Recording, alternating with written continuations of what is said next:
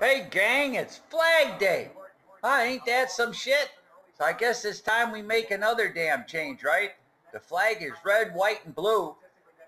All the white sections of the flag should be taken away and replaced with black stripes and black stars. So instead of being red, white, and blue, it can be red, black, and blue. Just like a fucking bruise. Yeah, pretty good. That's pretty good there, yeah. The flag can look like a fucking bruise. Of course, then they couldn't kneel to it because there's black stripes on it. And if there's black stripes and black stars on the flag, then they're not going to fucking take a knee. So I guess then the only other answer would be as long as the only person that's singing the anthem happens to be black, you got a black flag, a black singer, well, then you have to stand and put your hand over your heart. Happy Flag Day. Country is over with, man. We always knew it would destroy itself from the inside out. That's what always happens in these kind of societies, and it's on the way.